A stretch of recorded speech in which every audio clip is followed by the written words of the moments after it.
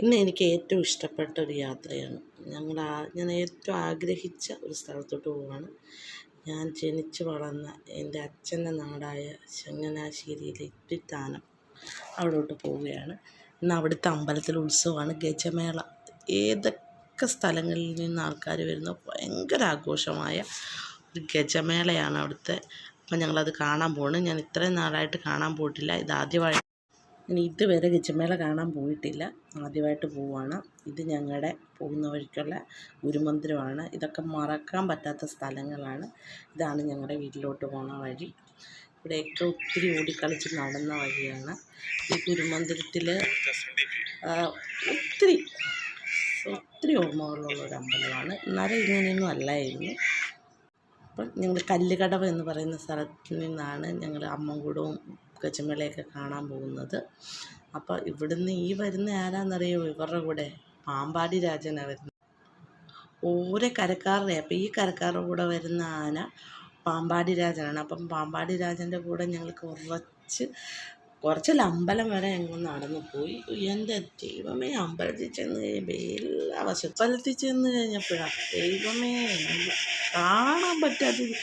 ഇപ്പം ഇവിടെ ആന നിൽക്കണം, അതിൻ്റെ അപ്പുറത്തുകൂടെ നമ്മളിവിടെ നിൽക്കണം, അപ്പുറത്തും ഇപ്പുറത്തും കൂടെ ആനയെന്നറിയാമോ?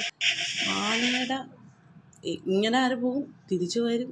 നടുക്ക് ഞാൻ പെട്ടുപോയിട്ടുണ്ട്. ആനയുടെ അപ്പുറത്തും ഇപ്പുറത്തും കൂടെ ആന പോണ്. എൻ്റെ ദൈവമേ, എന്ത് രസമാണെന്നറിയാമോ? അത് നമുക്ക് അനുഭവിച്ചാലേ മതി. അവിടെ പോയി കുറേ നേരം കണ്ട് ഇവിടുന്ന് കറങ്ങി അവിടെ പോയി തലപ്പൊക്കം നോക്കിയൊക്കെയാണ് വരുന്നത്. ഞങ്ങൾ സത്യം പറഞ്ഞ ആനയുടെ കണ്ട് കൊതി തീർന്നു. ചെല്ലുന്നതിന് മുന്നേ വന്ന് തലപ്പൊക്കം നോക്കിപ്പോയി. പിന്നെ വൈകുന്നേരമാണ് ഗജമേള. അപ്പം ഞങ്ങൾ വൈകുന്നേരം ഗജമേള കാണാൻ നിന്നില്ല. ഞങ്ങൾ പോകുന്നു. അനിയൻ്റെ പെരവാസ്തുലിയായിരുന്നു. ഞങ്ങളിങ്ങനെ പോകുന്നു. അവരുടെ വീട്ടിലും ഞങ്ങൾ പോയ അവിടെ അനിയത്തിൻ്റെ പെരവാസ്തുലിയായിരുന്നു. അപ്പോൾ അതെല്ലാം കഴിഞ്ഞ് അത് കാരണം രാവിലത്തെ ദേശവരവ് കണ്ടിട്ട് ഞങ്ങളിങ്ങനെ പോകുന്നു. ഇതുണ്ടായി. ഇപ്പോൾ ഇവൻ്റെ ഒരു ആർപ്പുവിളി വിളിക്കുമ്പോൾ ഇവൻ്റെ ഒരു തലപ്പൊക്കമുണ്ട്. എൻ്റെ ദൈവമേ, എല്ലാവരുടെ പേരുണ്ട്. ഗുരുവായൂരെന്ന് വന്ന് രാജശേഖരൻ, പിന്നെ പാമ്പാടി രാജൻ, ഇവിടുത്തെ ഏതൊക്കെ ആനയാണെന്നൊന്നും നമുക്ക് പറയാൻ പറ്റത്തില്ല. അതുപോലെ തൃശ്ശൂർ പൂരം കഴിഞ്ഞിട്ട് ഇങ്ങോട്ടാണ് തോന്നി ആനകളൊക്കെ വന്നു. അതുപോലെ ആന എല്ലായിടത്തും ആനയായിരുന്നു. എന്നുവെച്ചാൽ അപ്പുറം ഇപ്പുറമൊക്കെ അണ്ണൻ ആനയുണ്ടെങ്കിൽ അത്രയ്ക്ക് അടുത്തോട്ട് പോകാത്ത അണ്ണൻ പോലും എൻ്റെ ദൈവമേ ആനയുടെ അടുത്താണ്. ഇവിടെ ഇങ്ങനെ കൊച്ചിച്ചൻ, ചിറ്റ അവരൊക്കെ ഉണ്ട് എൻ്റെ അകത്ത്. ഇവിടെ നിൽക്കുന്നത് നീലയൊക്കെ. അപ്പം അവരെല്ലാവരും കൂടെ അനിയത്തിമാരും ഒക്കെ ആയിട്ട് വലിയൊരു ആഘോഷമായിട്ട് നല്ലൊരു സന്തോഷമുള്ള ദിവസമായിരുന്നു. അവിടെ പോയി തൊഴാൻ പറ്റിയില്ല, എന്നാലും പുറത്തു നിന്നാണെങ്കിലും തൊഴാൻ പറ്റി. ഇത് കാള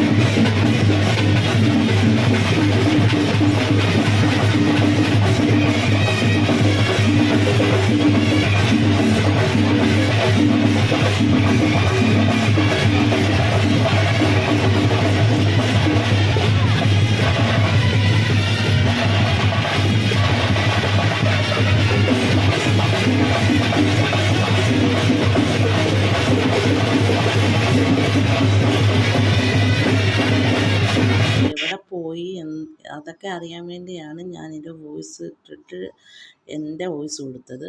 വോയിസ് കളഞ്ഞിട്ട് എന്ന് വെച്ചാൽ ഇതെവിടാന്നൊക്കെ നിങ്ങൾ അറിയണ്ടേ. പക്ഷേ അത് വോയിസ് കട്ട് ചെയ്യാതെ കറക്റ്റ് ലൈവായിട്ട് അത് കാണുമ്പോഴാണ് നമുക്കതിൻ്റെ ആ ഒരു ഭംഗി അത് നമുക്ക് പറഞ്ഞറിയിക്കാൻ പറ്റില്ല. അത് ലൈവായിട്ട് കാണണം. എപ്പോഴും പോകണമെന്ന് ആഗ്രഹിച്ച് ഇപ്രാവശ്യം എന്നോട് ദൈവയുടെ അതുകൊണ്ടായിരിക്കും നന്നായിട്ട് പോയി. അതെല്ലാം കണ്ട് ഇനി അടുത്ത വർഷം പോകാൻ പറ്റുവാണെങ്കിൽ പോയി ഗജമേള കാണണം. അപ്പം എല്ലാവർക്കും ഈ വീഡിയോ ഇഷ്ടപ്പെടുന്നുണ്ട്. എല്ലാവരും എൻ്റെ വർത്തമാനത്തിൽ എന്തെങ്കിലും തെറ്റ്